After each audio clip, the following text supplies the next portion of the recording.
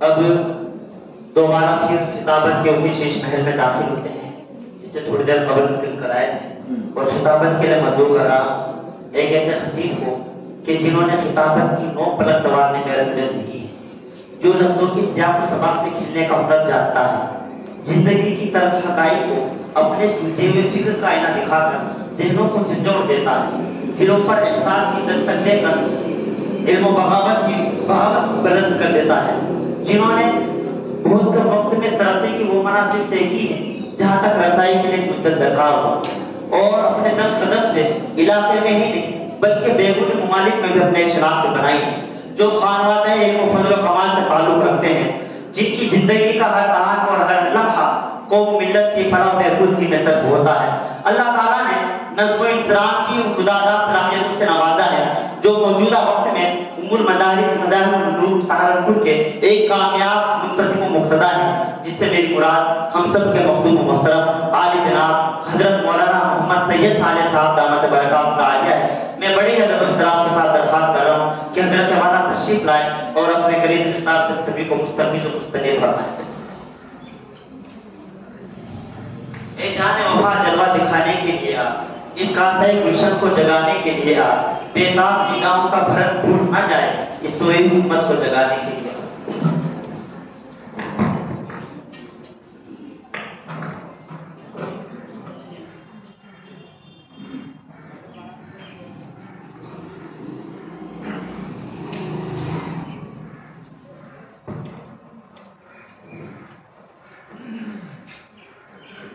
الحمد لله نحمده ونستعينه ونستغفره ونؤمن به ونتوكل عليه ونعوذ بالله من شرور أنفسنا ومن سيئات أعمالنا، من يهده الله فلا مضل له ومن يضلله فلا هادي له، وأشهد أن لا إله إلا الله وحده لا شريك له، وأشهد أن سيدنا ونبينا ومولانا محمدا عبده ورسوله صلى الله تعالى عليه وعلى آله وأصحابه وأزواجه وبارك وسلم تسليما كثيرا كثيرا، أما بعد۔ میرے بزرگوں، دوستوں اور بھائیوں، اللہ تبارک و تعالی نے آپ حضرات کو جو منصب اور مقام مرحمت فرمایا ہے، وہ منصب اور مقام ہے جہاں آپ حضرات کو دوسروں کو نصیحت کرنے والے اور دوسروں کی رہنمائی کرنے والے ہیں، دوسروں کی رہبری کرنے والے اور دوسروں کی اصلاح کا کام کرنے والے ہیں۔ آپ لوگوں کو کیا نصیحت کی جائے، لیکن حضرت مولانا کا حکم اور ان کا انتظام کہ میں آپ حضرات کے سامنے ہوں، اور یہ کوئی بیان کی مجلس نہیں ہے، یہ سمجھیے کہ یہ تو آپس کے مذاکرے کی اور مل بیٹھنے کی ایک مجلس ہے، کوئی بیان مقصود نہیں ہے، یہ تو آپس کا مذاکرہ ہے، کیونکہ ہمارا اور آپ کا ایک ہی شعبے سے تعلق ہے، کوئی شعبہ تو الگ ہے نہیں، مدرسہ ہو یا مسجد سب ایک ہی ہے، تو ایک ہی شعبے سے تعلق رکھنے کی بنا پر بیان مقصود نہیں ہے، محض مذاکرہ مقصود ہے۔ آپ حضرات جانتے ہیں کہ اللہ تبارک و تعالی نے حضرات ائمہ کو اس امت کا سب سے مقدس گروہ اور جماعت بنایا، اس امت کی سب سے مقدس جماعت حضرات ائمہ کرام، اور ان کے مقدس ہونے کی وجہ کیا ہے؟ کیونکہ حضور اکرم صلی اللہ تعالی علیہ وسلم کی نیابت انجام دیتے ہیں۔ آپ علیہ السلام نے حضرت جبرائیل علیہ السلام کی امامت کے واقعے کے بعد سے لے کر مرض الوفات تک آپ نے امامت فرمائی۔ حضرت جبرائیل نے امامت کی، پھر اس بعد اللہ کے نبی امام بنے، اور مرض الوفات تک وہ سلسلہ قائم رہا۔ حضرات ائمہ کرام اللہ کے نبی علیہ السلام کے نائب ہیں، اور نیابت کے طور پر مصلی پر کھڑے ہوتے ہیں۔ اسی وجہ سے ہماری قوم کے اور اسلام کے جو سب سے مقدس جگہ ہیں یعنی مساجد، کیونکہ اس سے مقدس کوئی جگہ نہیں اور اس سے متبرک اور باعظمت کوئی جگہ نہیں، اسی لیے اللہ تبارک و تعالی نے ان مقدس جگہوں کو اس مقدس جماعت کے حوالے کر دیا کہ بھئی سب سے مقدس جماعت اور سب سے مقدس جگہ مساجد۔ اللہ تبارک و تعالیٰ نے اسی لیے ان مساجد کو حضرات ائمہ کے حوالے کیا۔ مجھے آپ حضرات کے سامنے کوئی امام کے کوئی فضائل تو بیان کرنے نہیں، وہ تو آپ مجھ سے زیادہ جانتے ہیں کہ بھئی امام کے کیا کیا فضائل ہیں، اور امام کے لیے حضور پاک علیہ السلام نے کیا کیا فضیلتیں ارشاد فرمائی ہیں۔ لیکن غور کرنے کی بات یہ ہے کہ جہاں حضرات ائمہ کے لیے ایک طرف فضائل ہیں، وہاں دوسری طرف ذمہ داریاں بھی ہیں۔ اس لیے کہ قاعدہ یہ ہے کہ جو چیز جتنے زیادہ فضائل کے حامل ہوتی ہے اس کی ذمہ داریاں بھی اتنی ہی بڑی ہوتی ہیں۔ جس کے ساتھ فضائل ہوں گے اس کے ساتھ ذمہ داری ہوگی۔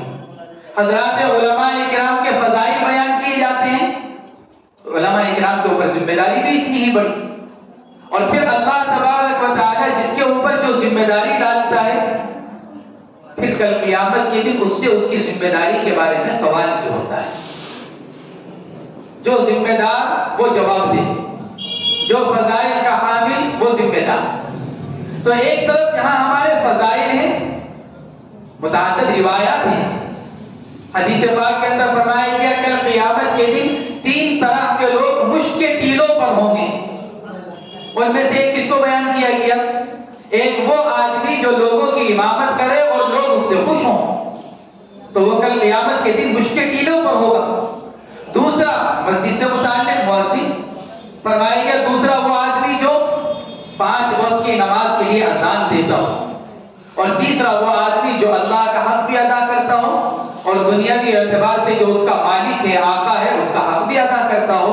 تو یہ 3 طرح کے لوگ وہ ہوں گے جو کل قیامت کے دن مشک کے ٹیلوں پر ہوں۔ اللہ تبارک و تعالیٰ ان کو مشک کے ٹیلوں پر، بعض روایات کے اندر آتا ہے یغبطهم الاولون والآخرون، اول و آخر، پچھلے اور آگے، پہلے اور بعد کے آنے والے تمام لوگ ان لوگوں کے اوپر رش کریں گے۔ کل قیامت کے دن اللہ ان کو وہ مقام مرحمت فرمائے گا کہ پہلے لوگ بھی بعد میں آنے والے بھی سب ان کے اوپر رش کر رہے ہوں گے کہ اللہ نے ان کو کیسا مقام مرحمت فرمایا۔ آج قیامت کے دن اللہ نے کیسی ان کو عزت مرحمت فرمائی ہے۔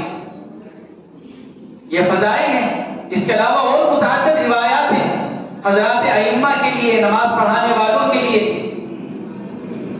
لیکن میرے دوستوں، بزرگوں اور بھائیوں، اس سے زیادہ ضروری یہ بات ہے کہ ہم اپنی ذمہ داریوں کو بھی سمجھیں۔ سب سے بنیادی ذمہ داری جو ہمارے اوپر عائد ہوتی ہے وہ یہ ہے کہ ہم خود پہلے نماز کو سنت کے مطابق سیکھ کر پھر پڑھانے والے ہیں۔ یہ بنیادی چیز ہے، ہماری اپنی نماز صحیح ہو۔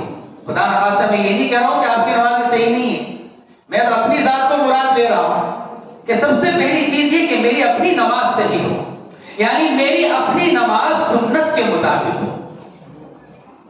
اگر میری اپنی نماز سنت کے مطابق ہے تو پھر میں دوسروں کو بھی سنت کے مطابق نماز پڑھاؤں گا بھی، اور دوسروں کو بھی سنت کے مطابق نماز کی تعلیم بھی دوں گا۔ لیکن اگر میری اپنی نماز کے اندر کوئی کوتاہی ہے تو پھر میرے مقتدیوں کی نماز کا بوال بھی میرے اوپر ہے۔ ابو علی حمدانی رحمت اللہ علیہ فرماتے ہیں ایک مرتبہ ہم ایک سفر میں حضرت عقبہ ابن عامر رضی اللہ تعالی عنہ کے ساتھ تھے۔ سمندری سفر تھا، سفر کے دوران نماز کا وقت آ گیا۔ ہماری پوری جماعت نے حضرت عقبہ ابن عامر رضی اللہ تعالی عنہ صحابی ہیں، ان سے عرض کیا حضرت آپ ہمیں نماز پڑھا دیجیے، آپ صحابی رسول ہیں، ہم تو تابعی ہیں، ہمارا درجہ تو بعد کا ہے، آپ صحابی ہیں، آپ ہمیں نماز پڑھا دیجیے۔ حضرت عقبہ ابن عامر رضی اللہ تعالی عنہ نے نماز پڑھانے سے انکار کر دیا، فرمایا میں نہیں نماز پڑھا تھا۔ کیوں نہیں پڑھا تھا؟ اس لیے کہ میں نے حضور اکرم صلی اللہ تعالی علیہ وسلم کو ارشاد فرماتے ہوئے سنا، من اما الناس فاصاب فالصلاۃ له وله، جس آدمی نے لوگوں کی امامت کی اور ٹھیک نماز پڑھائی، سنت کے مطابق، شریعت کے مطابق، صحیح جس نے نماز پڑھائی، فالصلاۃ له وله، اس کی نماز اس کو بھی فائدہ دے گی، اوروں کو بھی فائدہ دے گی، اس کا ثواب خود اس کو بھی ملے گا، ان کو بھی ملے گا جو اس کے پیچھے نماز پڑھ رہے ہیں، سب کو ملے گا۔ لیکن وَمَنِ انْتَقَصَ مِنْ ذَلِكَ، لیکن جو اس کے بارے میں کمی کرے گا، کوتاہی کرے گا نماز کے اندر پڑھانے میں، اگر کسی قسم کی کوئی کوتاہی کہیں کی تو فرمایا فَعَلَيْهِ وَلَا عَلَيْهِ، تو نماز کی کوتاہی کا سارا وبال امام کے اوپر پڑے گا، مقتدیوں کے اوپر نہیں۔ اگر نماز کے اندر کسی طرح کی کوئی کوتاہی ہوتی ہے، سنت کے خلاف، شریعت کے خلاف کوئی ایسی کام ہم نے نماز کے اندر کیا، فرمایا کہ میں نے اللہ کے نبی علیہ الصلوۃ والسلام کو فرماتے ہوئے سنا فَعَلَيْهِ وَلَا عَلَيْهِ، اس کمی کوتاہی کا سارا وبال کس کے اوپر؟ اس امام کے اوپر، پڑھانے والے کے اوپر۔ وَلَا عَلَيْهِ، مقتدیوں پر کوئی وبال نہیں ہوگا، کیونکہ مقتدی تو امام کے تابع ہیں، وہ تو امام کے پیچھے پیچھے نماز ادا کر رہے ہیں۔ اس حدیث کی بنا پر حضرت عقبہ ابن عامر رضی اللہ تعالیٰ عنہ نے نماز پڑھانے سے انکار کر دیا کہ بھائی اگر کوئی کمی کوتاہی ہو گئی میرے سے امامت کے اندر تو تم سب کی نماز کا وبال بھی میرے ساتھ، تو میں کیوں خاص سے تمہاری نمازوں کا وبال اپنے سر لوں؟ اس لیے میں عرض کر رہا ہوں کہ سب سے بنیادی چیز کیا ہے؟ ہم خود نماز کو سیکھنے والے بنے۔ دیکھیں آپ میں سے اکثر الحمدللہ عالم ہیں، حافظ تو سبھی ہیں ماشاءاللہ، لیکن اکثریت 99% یہ سمجھ لیجیے کہ عالم بھی ہوں گے۔ پڑھنا الگ چیز ہے، سیکھنا الگ چیز ہے۔ ایک ہے کسی کا کتابوں کے اندر پڑھ لینا، جس کو ہم یہ سمجھ لیجیے کہ مالا بدن سے لے کر بخاری تک پڑھتے ہوئے گئے، نماز کا طریقہ، نماز کی سنتیں، نماز کے فرائض، واجبات، سنن، مستحبات، مکروہات، ہم سب مالا بدن سے لے کر اور بخاری شریف تک پڑھتے ہوئے گئے۔ پڑھنا الگ چیز ہے، عملی طور پر تربیت حاصل کرنا الگ چیز ہے۔ جب تک آدمی کسی چیز کو نہیں سیکھتا اس کو وہ چیز نہیں آتی۔ پڑھی ہوئی چیز پر عملی ٹریننگ چاہیے، اسی لیے اللہ تبارک و تعالی حضرات انبیاء کرام کو بھیجتے ہیں۔ آپ حضرات جانتے ہیں، ورنہ تو کتاب کا نازل کر دینا بھی کافی تھا۔ بھئی کتابیں نازل کرتی جاتی، ملائکہ آتے اور کتابیں رکھ کر چلے جاتے، تورات، انجیل، زبور، قرآن پاک، جتنی بڑی کتابیں ہیں، صحیفے ہیں، لیکن اللہ تبارک و تعالی ہر کتاب کے ساتھ ایک معلم بھیجتے ہیں نبی کی شکل کی، تاکہ اس کتابی تعلیم کی عملی شکل دکھلائیں گے۔ اس لیے عملی تربیت بہت ضروری ہے، صرف پڑھ لینا یہ کافی نہیں۔ آپ حضرات مجھ سے زیادہ جانتے ہیں، پڑھے ہوئے ہیں، ملا علی قاری رحمۃ اللہ علیہ کا واقعہ کتنا مشہور ہے حج کے بارے میں اور عمرے کے بارے میں۔ ملا علی قاری کتنا بڑا محدث، مفسر، فقیہ، سب کچھ ہے ملا علی قاری۔ ملا علی قاری محدث بھی ہیں، مفسر بھی ہیں، فقیہ بھی ہیں، صوفی بھی ہیں۔ ان کی شرح مرقات صوفیانہ کلام سے بھری ہوئی ہے، مرقات شرح مشکات۔ صوفی بھی ہیں ملا علی قاری، بہت بڑے محدث بھی ہیں، مفسر بھی ہیں، فقیہ بھی ہیں۔ انہوں نے مناسک حج پر، مسائل حج پر اتنی موٹی کتاب لکھی۔ مناسک ملا علی قاری بہت مشہور ہے، فقہ حنفی کا ایک معتبر مجموعہ ہے مسائل حج پر، ملا علی قاری رحمۃ اللہ علیہ، اتنی موٹی کتاب ہے۔ لیکن لکھا ہے کہ جب پہلی مرتبہ حج کرنے کے لیے پہنچے تو وہاں جانے کے بعد بیت اللہ کی عظمت، بیت اللہ کا منور ماحول، وہاں ایسے وہ ماحول میں پہنچنے کے بعد ایسے متاثر ہوئے کہ ملا علی قاری رحمۃ اللہ علیہ جیسا عالم اور محدث بھی بچل گیا۔ کیوں بچل گیا؟ کیونکہ لکھا تو بہت تھا، پڑھا بھی بہت تھا، لیکن عملی نوبت پہلی مرتبہ آئی۔ تو وہاں جا کر بیت اللہ کا طواف داہنی طرف سے شروع کرنے کے بجائے ملا علی قاری نے الٹا بائیں طرف سے شروع کر دیا۔ اتنا بڑا محدث کہ جو بیت اللہ کا داہنی طرف سے طواف شروع کرنے کے بجائے بائیں طرف سے شروع کیا۔ اب ملا علی قاری تو یوں جا رہے ہیں الٹے، لوگ یوں آ رہے ہیں، تو ادھر سے ایک عورت آ رہی تھی طواف کرتے ہوئے، اس نے دیکھا کہ ایک شیخ الٹا طواف کر رہے ہیں تو اس نے روک دیا ملا علی قاری کو، اور پھر کیا کہا اس عورت نے؟ اجی جب آپ یہاں آ رہے تھے حج اور عمرہ کرنے کے لیے، بیت اللہ کا طواف کرنے کے لیے، تو کم سے کم آنے سے پہلے ملا علی قاری کی کتاب تو پڑھ لیتے مسائل پر. ان سے کہہ رہی ہے ملا علی قاری سے، وہ جب آپ آ رہے تھے، جب آپ نے ارادہ کیا تھا کہ میں حج اور عمرے کے لیے جاؤں، تو کم سے کم پہلے آنے سے پہلے ملا علی قاری کی کتاب ہی پڑھ لیتے تو تمہیں پتہ چل جاتا کہ طواف یوں نہیں یوں ہوتا ہے. ہر چیز سیکھنے سے آتی ہے عملی طور پر. ہم یہ سمجھتے ہیں کہ ہمارا پڑھ لینا کافی ہے، یاد کر لینا کافی ہے. اس لیے جیسے بھی مولانا بتلا رہے تھے کہ یہاں کا باقاعدہ ایک شعبہ ہے تدریب کا، اس میں کسی طرح کی کوئی شرماہٹ نہیں. ہم تو بچپن سے لے کر طالب علم ہیں. ہمارے ماں باپ نے ہمیں 5 سال 6 سال کی عمر میں مکتب میں بھیج دیا تھا، مسجد میں.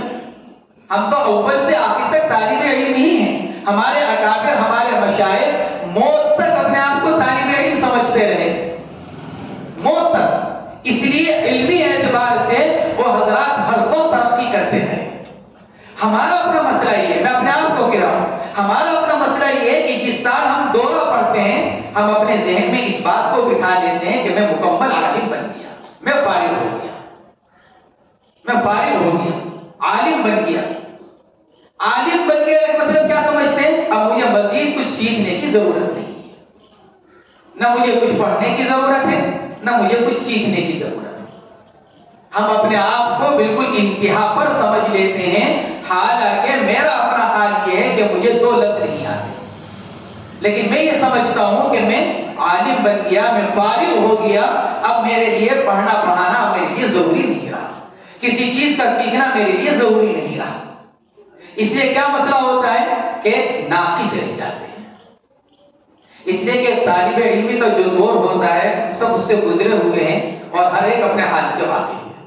جو طالب علمی کا دور گزرتا ہے، ہم میں سے ہر ایک اس وقت اپنے آپ کو بچہ ہی سمجھتا رہتا ہے، دورے میں پہنچ جانے کے بعد بھی یہ سمجھتا ہے کہ میں تو ابھی بچہ ہی ہوں، ابھی تو میں طالب علم، ابھی تو میں پڑھ رہا ہوں.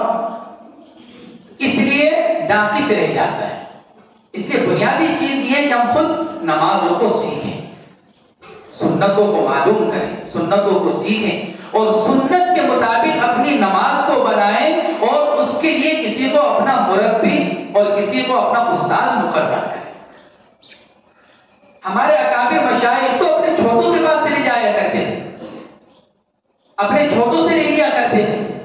کتنے ہی ہمارے مشائخ میں سے ایسے گزرے ہیں جنہوں نے باقاعدہ بیعت کا سلسلہ اپنے شاگردوں سے قائم کیا، اپنے شاگرد کو اپنا پیر بنا لیا.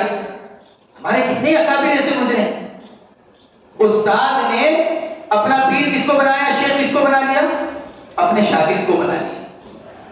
ہمارے اکابر کا ہمارے لیے اسوہ موجود ہے اس بات کے اندر کہ دینی اعتبار سے کسی چیز کے حاصل کرنے میں آدمی کو کسی طرح کی شرماہٹ میں مبتلا نہیں ہونا چاہیے.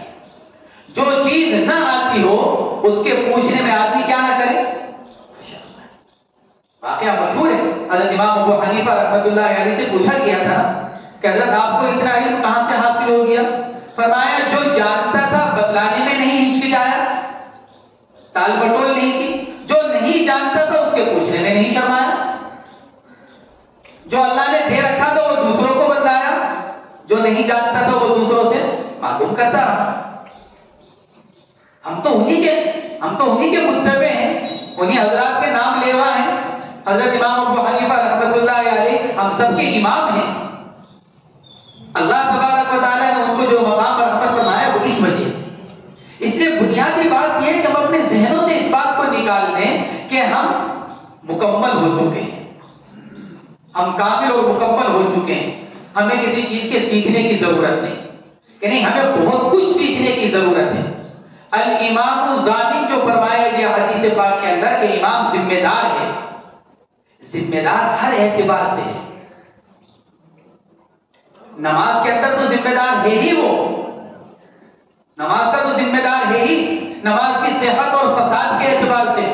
لیکن اس کے ساتھ ساتھ امام اس کا بھی ذمہ دار ہے کہ دیکھو دوسروں نے اگر تمہیں دیکھ کر تمہارے نقش قدم پر چلنا شروع کیا تو ان کے اچھائی اور برائی کے ذمہ دار بھی تم ہی ہو، کیونکہ لوگ کس کو اپنا اسوہ بناتے ہیں؟ مقتدا، اپنے امام کو۔ یہ دیکھتے ہیں کہ ہمارے امام صاحب کیا کرتے ہیں، ہمارے امام صاحب کی نماز کیسی ہے، ہمارے امام صاحب کے معاملات کیسے ہیں، ہمارے امام صاحب کے اخلاق کیسے ہیں، ہمارے امام صاحب اس معاملے میں کیا کر رہے ہیں۔ آپ سب حضرات تو ماشاءاللہ جانتے ہیں اس بات کو، اکثر مقتدی 90-95% مقتدیوں کا حال یہ ہوتا ہے وہ اپنے امام کو دیکھتے ہیں۔ محدثین نے لکھا ہے الامام ضامن کے تحت کہ صرف نماز ہی کی صحت اور فساد نہیں بلکہ ہر معاملے میں اگر کوئی مقتدی امام کو دیکھ کر ٹھیک چل رہا ہے خیر کے اوپر، اس کا اجر و ثواب بھی امام کے حصے میں، اور اگر امام کی کسی کمی کو دیکھ کر، کوتاہی کو دیکھ کر، خرابی کو دیکھ کر مقتدی بھی اسی راستے پر ہے تو اس کا وبال بھی امام ہی کے اوپر۔ اس لیے سب سے پہلے ہم کیا کریں؟ اپنی نمازوں کو سنت کے مطابق بنائیں اور اس میں کسی طرح کی شرماہٹ محسوس نہ کریں۔ اللہ کا شکر ہے، میں بطور تحدیث نعمت کے کہہ رہا ہوں، کسی اس کی بات نہیں، اللہ کا شکر ہے میں نے اپنے بعض اساتذہ سے فراغت کے بعد میں نے باقاعدہ نماز سیکھی، باقاعدہ اپنے بعض استاد کے سامنے میں نے کئی مرتبہ نماز پڑھ کر ان کو دکھلایا، رکوع سجدہ بعض اوقات ہو جاتا ہے وہ ایک الگ چیز ہے، لیکن ہمیں معلوم ہو کہ سنت طریقہ کیا ہے، رکوع کا، سجدے کا، قومے کا، جلسے کا۔ حضرات علماء اکرام نے فتاوی تاطار خانیہ کے اندر لکھا ہوا ہے کہ اکثر لوگ قومے سے سجدے میں اس طرح جاتے ہیں کہ دوسرے رکوع کی حیرت ہو جاتی ہے۔ سجدے میں جانے کا سنت طریقہ کیا ہے کہ پہلے آدمی کی ٹانگیں مڑے، اس کے بعد آدمی کی کمر مڑے، لیکن اکثریت ہم سب کی پہلے کمر جھک جاتی ہے، اس کے بعد ہماری ٹانگیں مڑتی ہیں، تو دوسرے رکوع کی شکل پیدا ہو جاتی ہے۔ وہ فتاوی تاطار خانیہ کے اندر یہ مسئلہ لکھا ہوا ہے۔ یہ کیوں ہوتا ہے؟ کیونکہ ہمیں یہ استحضار نہیں ہوتا کہ سنت طریقہ کیا ہے۔ اس لیے سب سے بنیادی چیز یہ ہے کہ ہم خود نماز کو سنت کے مطابق پڑھنے والے بنے تاکہ ہمارے سے ہمارے مقتدی نماز کو سیکھیں، اور جب وہ سنت طریقہ ہم سے سیکھیں گے تو پھر ان کی نمازوں کا اجر و ثواب بھی ہمیں ملے گا۔ فَالصَّلَاةُ لَهُ وَلَهُ، امام کو اپنی نماز کا بھی ثواب ملے گا، امام کو ان کی نماز کا ثواب بھی ملے گا۔ وہ جتنا سنت کے مطابق، شریعت کے مطابق پڑھتے چلے جائیں گے وہ سب ہمارے نامہ اعمال۔ آج ہم اس مسجد سے چلے گئے لیکن ہم ایسے 25 نمازیوں کو چھوڑ کر گئے جو سنت کے مطابق نماز پڑھ رہے ہیں۔ ہم تو چلے گئے اس مسجد سے 2 سال بعد، 5 سال بعد، 10 سال کے بعد، جب بھی مقدر ہوگا، لیکن اگر ہماری محنت سے ہماری نماز کو دیکھ کر اگر 25 لوگ سنت کے مطابق نماز پڑھنے لگے ہیں تو وہ آگے اور پتہ نہیں کتنے لوگوں کو سنت نماز پر لے کر آئیں گے، یہ ہمارے لیے ایک صدقہ جاریہ بن جائے۔ اس لیے پہلی چیز تو یہ ہے کہ ہم خود نماز کو سنت کے مطابق سیکھیں۔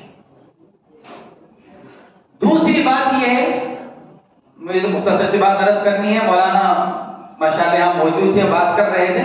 دوسری بات یہ عرض کرنی ہے کہ ہم ذمہ داری کے اعتبار سے بہت غفلت میں ہیں۔ اللہ تبارک و تعالی نے جو ہم کو میدان دیا ہے، مسجد محنت کا سب سے وسیع میدان ہے، سب سے وسیع میدان مسجد ہے۔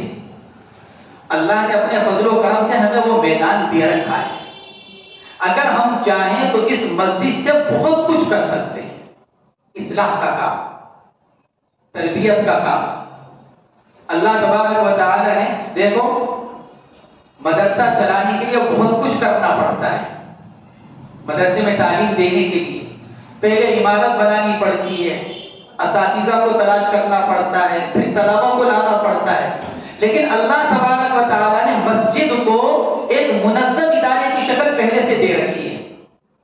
مسجد موجود ہے، اساتذہ کی شکل میں امام موجود ہے، استاذ کی شکل میں، اور طلباء کی شکل میں نمازی موجود ہیں، اور اوقات تعلیم کے لیے نمازوں کا وقت کافی ہے۔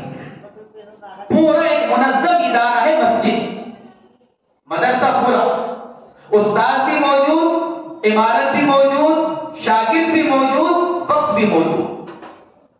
अगर हम चाहें बहुत कुछ कर सकते हैं, बहुत कुछ कर सकते हैं। यह बहुत वसी इदारा है। हमारे लिए नमूना मौजूद है मस्जिद नबवी का। हुजूर अकरम सल्लल्लाहु ताला अलैहि वसल्लम के जमाने में मस्जिद नबवी सिर्फ नमाज के लिए नहीं थी। मस्जिद नबवी के अंदर अल्लाह के नबी अलैहिस्सलातु वस्सलाम सारे काम किया करते थे जिससे उम्मत को फायदा पहुंच जाए।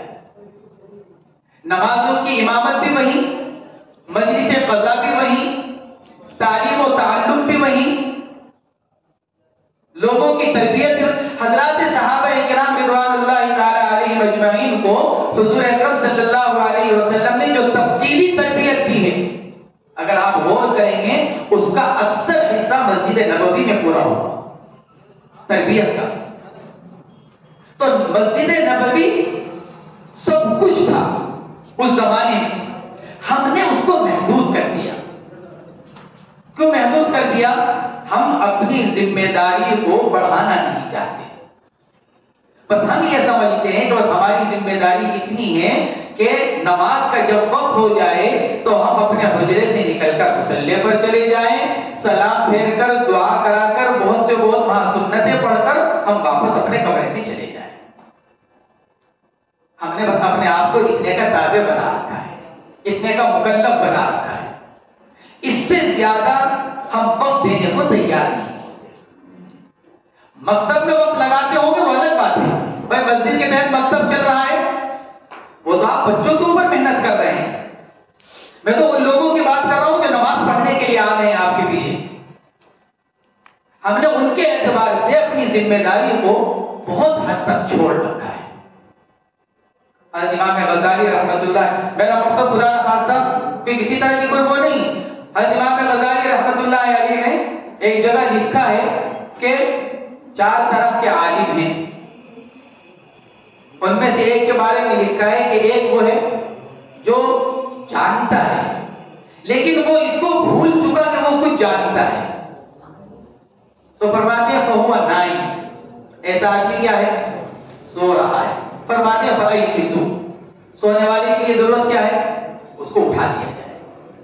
ये जो मजलिसें हैं ये आपस के मुज़ाकरे की, सिर्फ एक दूसरे की तज़कीर के लिए हैं, एक दूसरे की तहरीर के लिए, तरगीब के लिए, कि भाई अल्लाह ने जो हमारे ऊपर जिम्मेदारी रख रखी है, एक दूसरे से बात कर कर, तरगीब देकर उन जिम्मेदारियों का एहसास हमारे अंदर पैदा हो जाए, ताकि जो हम भूले हुए हैं या गफलत में पड़े हुए हैं वो गफलत दूर हो जाए। बस इससे ज्यादा और कुछ नहीं।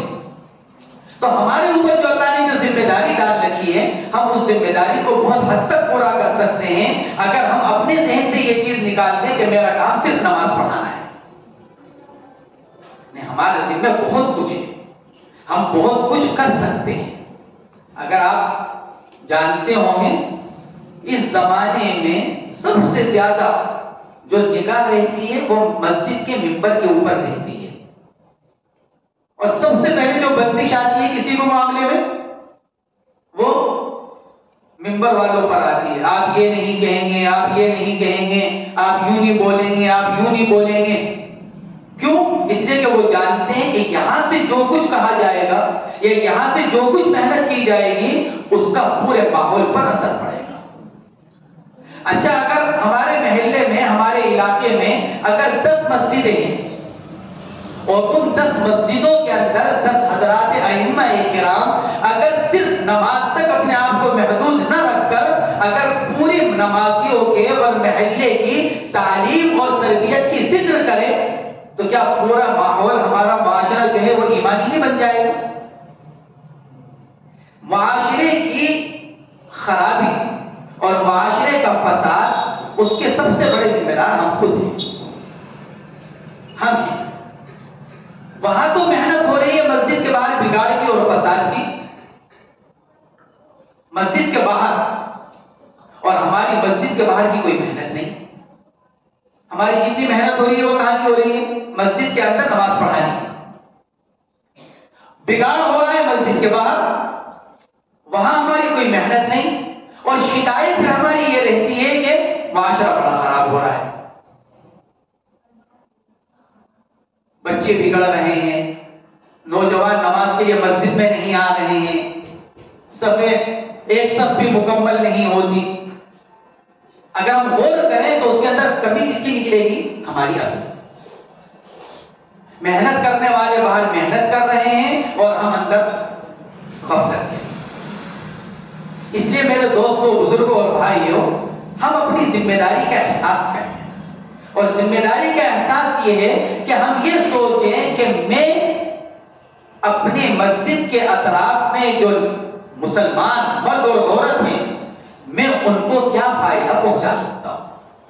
خیر الناس من ينفع الناس. سب سے بہتر آدمی کون؟ جو لوگوں کو فائدہ پہنچائے. وَأَمَّا مَا يَنفَعُ النَّاسَ فَيَمْكُثُ فِي الْأَرْضِ. قرآن کہہ رہا ہے جو لوگوں کو نفع پہنچاتا ہے اللہ اس کو جما دیتا ہے، جماتا ہے.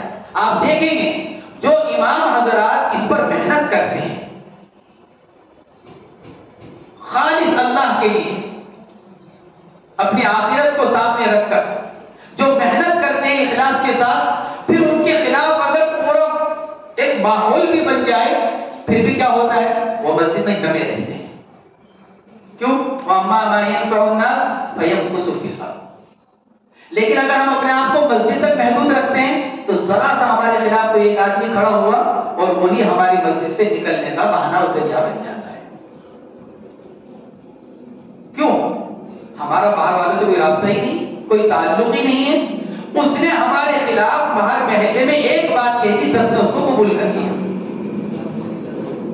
10 آدمی فوراً قبول کر لیتے ہیں حالانکہ وہ کتنا ہی جھوٹا کیوں نہ ہو، لیکن 10 آدمی اس کو اس لیے قبول کر رہے ہیں کیونکہ ہمارا ان 10 سے رابطہ نہیں ہے. ہمارا رابطہ صرف ان 10-15 آدمیوں سے جو نماز پڑھنے کے لیے مسجد میں آ رہے ہیں. اب وہ بیچارے 10-15 تو ایک طرف اور پورا محلہ ایک طرف.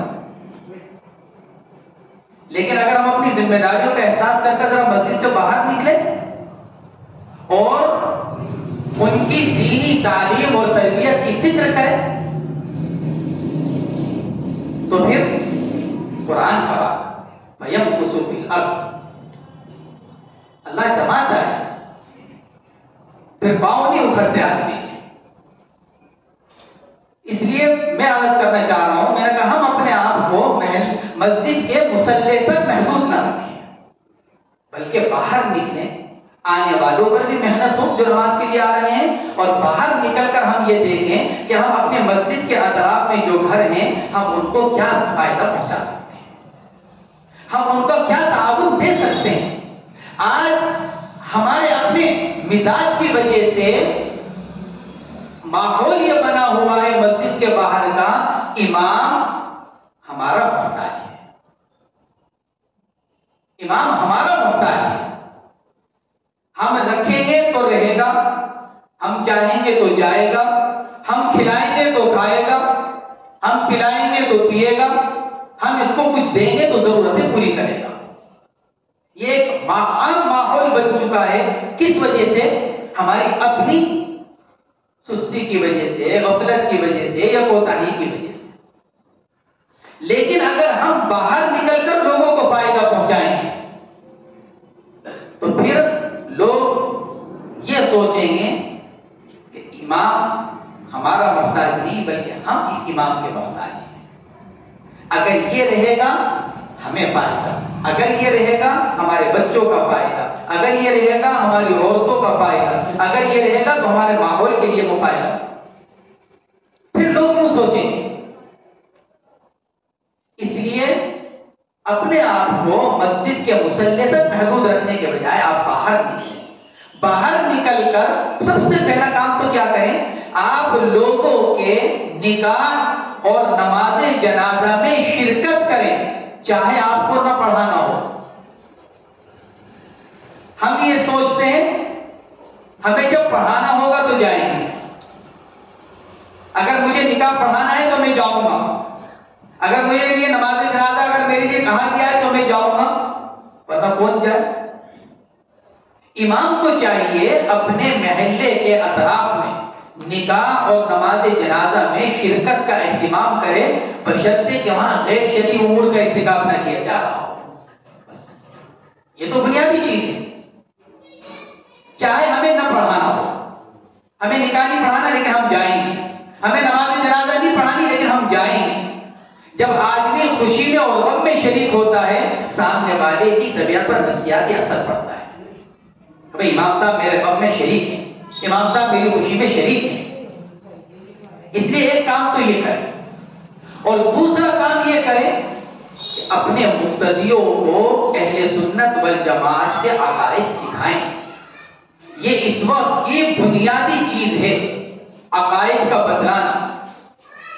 میں یہ نہیں کہہ رہا ہوں کہ اعمال پر بات نہ کریں. دیکھیں آپ سب حضرات ماشاءاللہ امام ہیں, ہفتے میں ایک دن تو بہرحال بیان ہوتا ہی ہوگا جمعے کے دن, ورنہ عام دنوں کے اندر بھی موقع ملتا ہی ہوگا.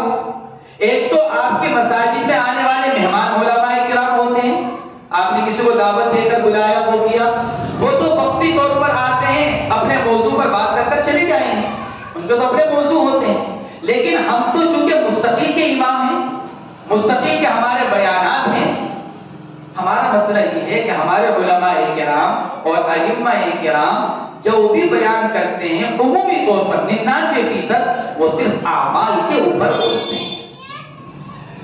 اعمال کے اوپر, نماز, روزہ, زکات, حج, صدقہ, خیرات اور ایک دو مضمون عنوان اور لے لیے جائیں, انہی کے اوپر بولا جاتا ہے.